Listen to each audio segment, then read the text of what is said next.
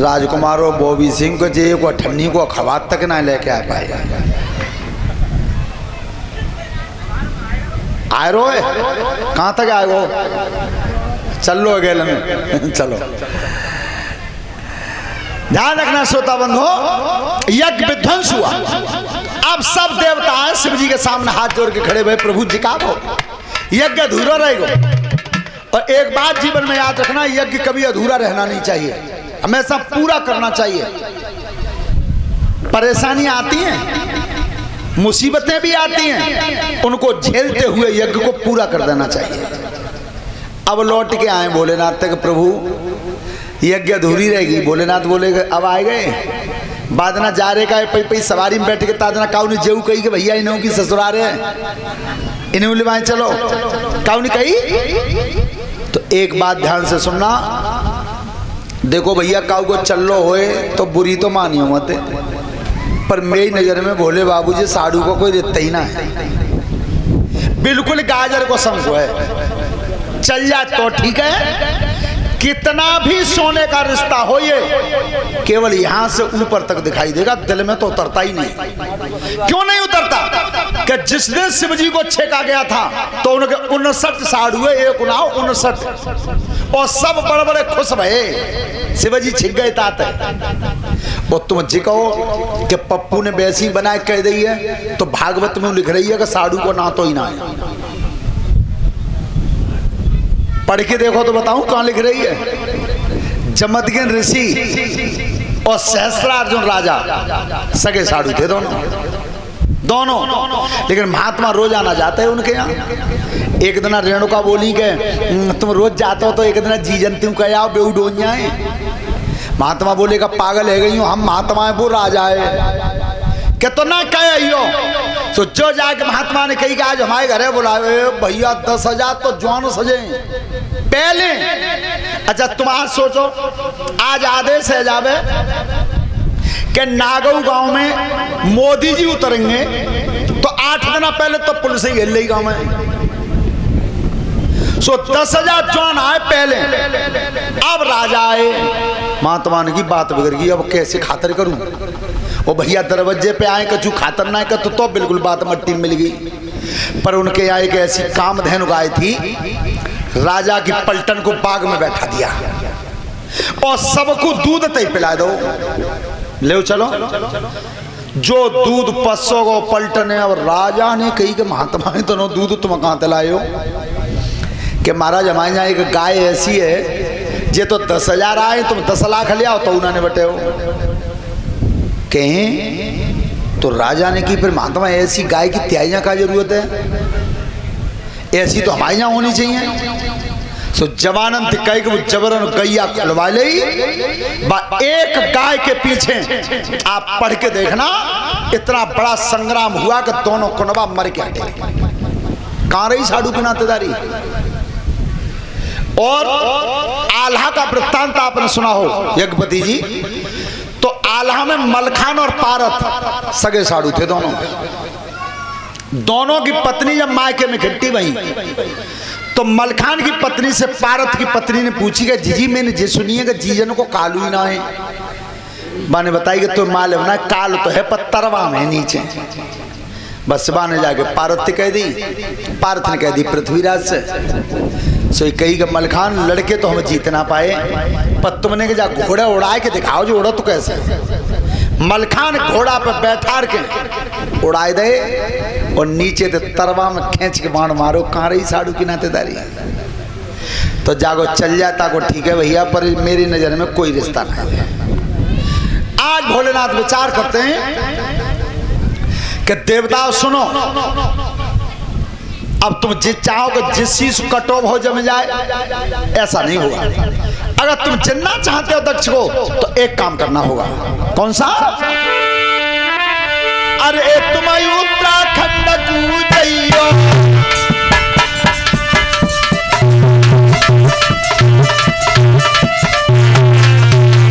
अरे तुम उत्तराखंड कूदैयो, अब पकड़ाए को ढूंढ की लइयो।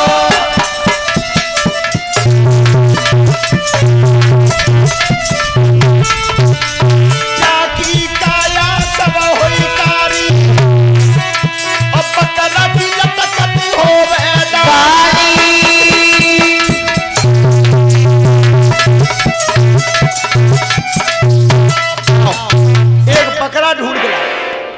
अच्छा बकरे क्यों मंगवाया परीक्षित जी?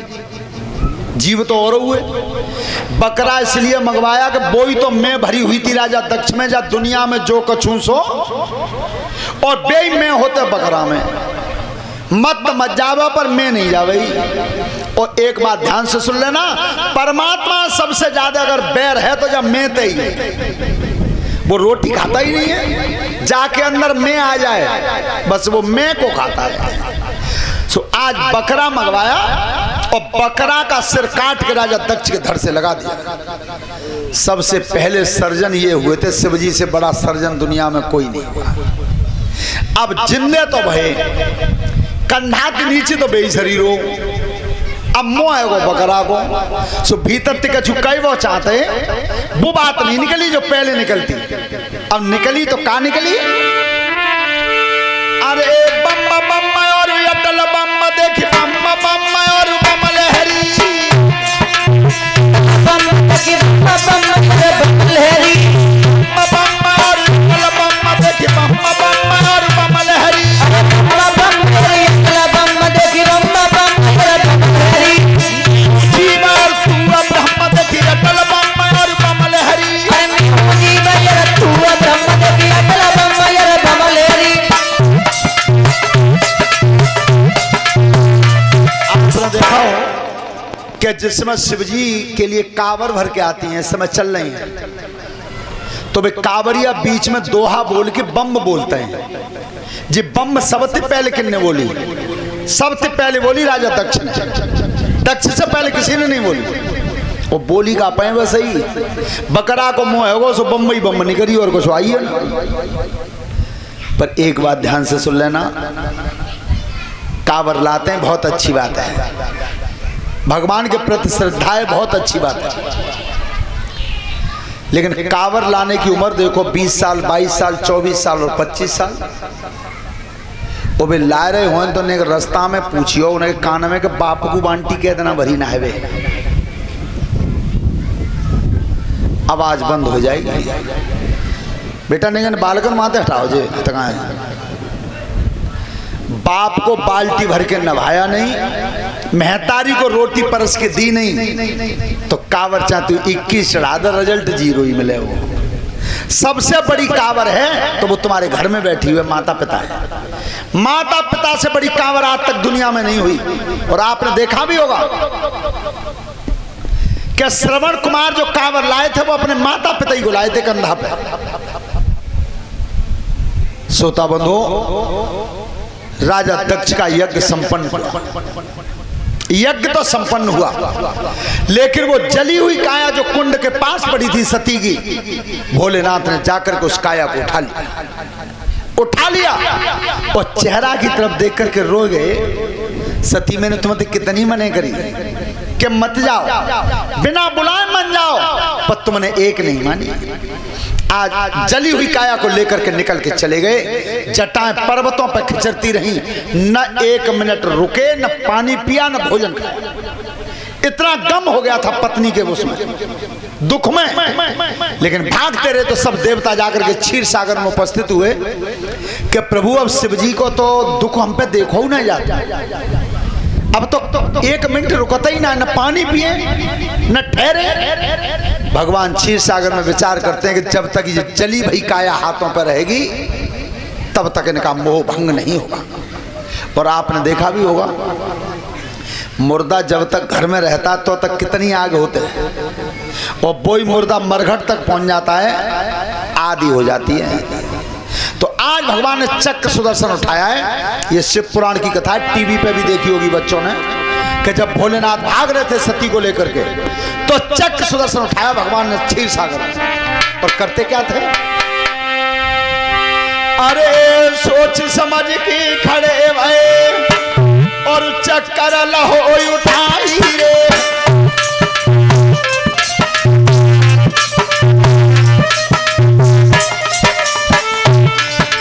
सोच समझ के ठाकुर ने चक्कर लहो उठाई रे, खेच समुद्र पे मार दो रन में लगो अब जाई रे, और पैर काट दे मैया के धोरा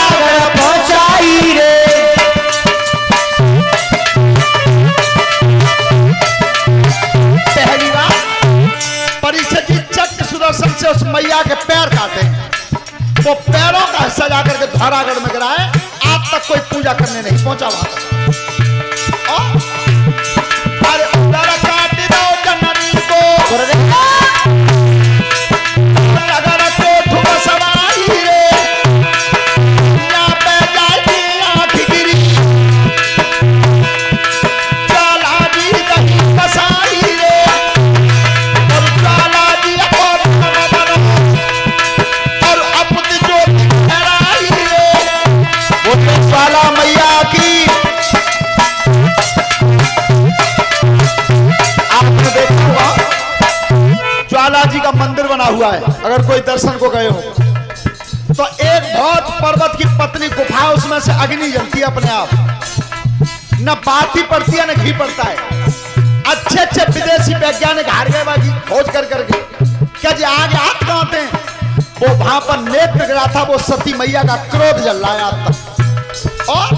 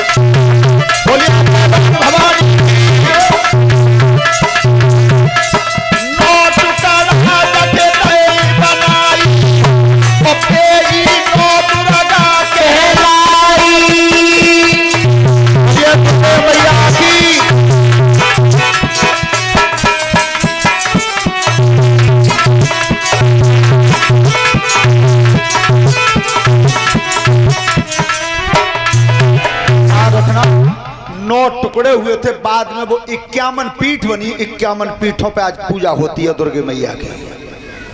आज 51 पीठ है उसकी।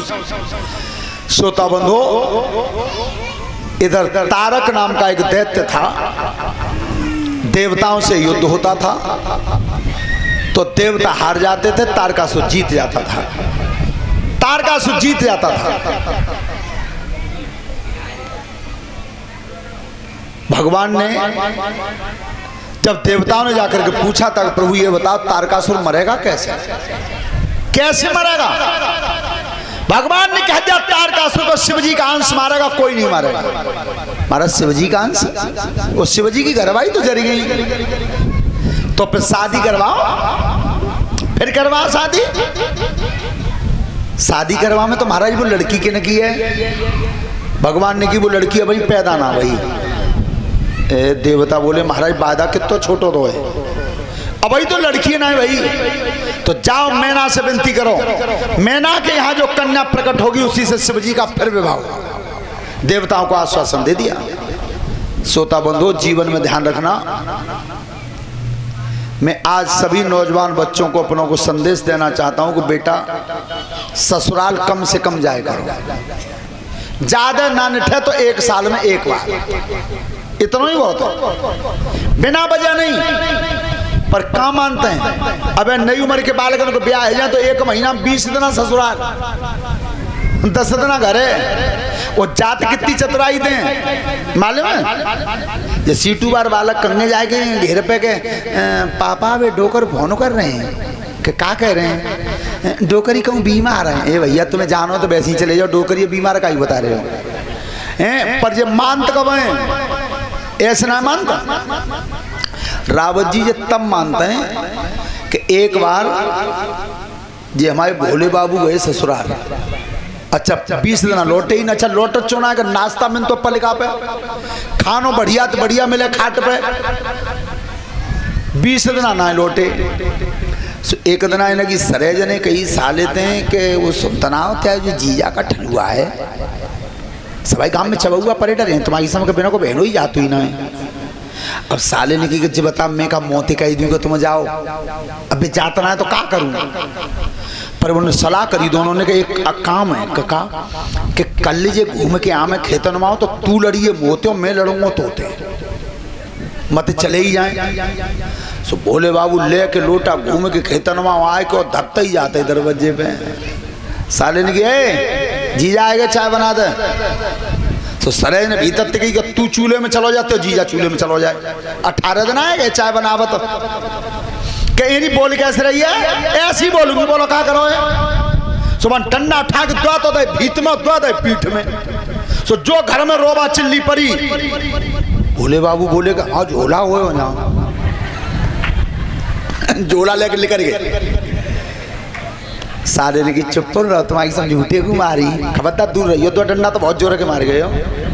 क्या तो पहले सलाना कर ली हो तुमने, तुम्हारी सब चुप रहो, झूठे को मारी हूँ। बिन्नू आंसू पूछ ले तुम्हारी सब झूठे ही को मैं रोई गई, जो कई का झूठे को रोई गई। सो पल्ले में दरवाजे में के तो बोले नू झोला गद्दो का झूठे ही को हम चले गए।